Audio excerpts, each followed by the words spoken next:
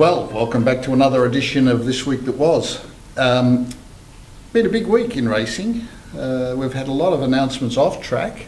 Martin Pakula, our State Minister in Victoria, has made a very important announcement, that one we really welcome, in that he's going to develop an independent body to run Victorian racing, which is great news, and it gives us a chance to really catch up on having lost a fair bit of ground for a number of reasons over the last few years in Victoria.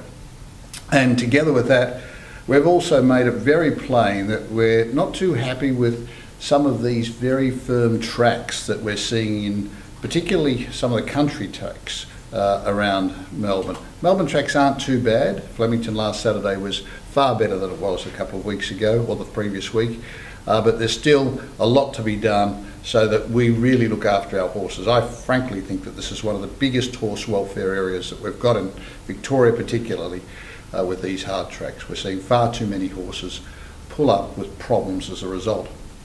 That's off the track.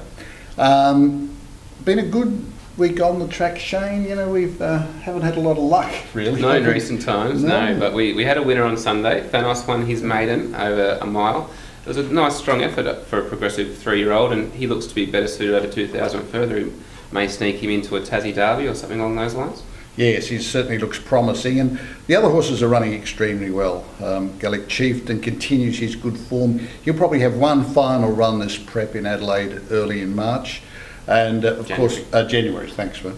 And Lord Van Persie, he'll front up on New Year's Day when he should be quite competitive in the Bagot. The Bagot. Yeah. Thanks, man. I'm glad you're here. On the same day, we'll probably have Romancer in a Group 2 in New Zealand in a mile race, I think. Yes, it is. It's the North Island Guineas over there. Romancer is one of these redwoods we own. The other is Night's Watch, who'll go around in a 3-year-old set weights race on Boxing Day. Both horses very promising. Both have the New Zealand Derby in mind in March. As does Lord Van Persie have the New Zealand Cup in March, or the Auckland Cup in March. So we could have a few runners over in New Zealand for their carnival. But outside of that, what do we have? I'll head out to Sandown this afternoon and have a look at Stone Warrior. He ran really well, broke his maiden last start, first up, and hopefully he progresses on to another competitive run today. Yeah, he should be hard to beat this afternoon.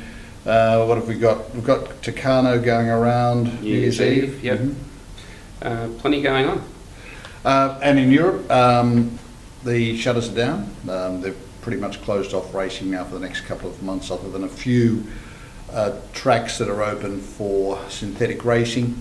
And we've had another good year over there with a lot of horses in Europe that are destined to arrive in Australia during this year.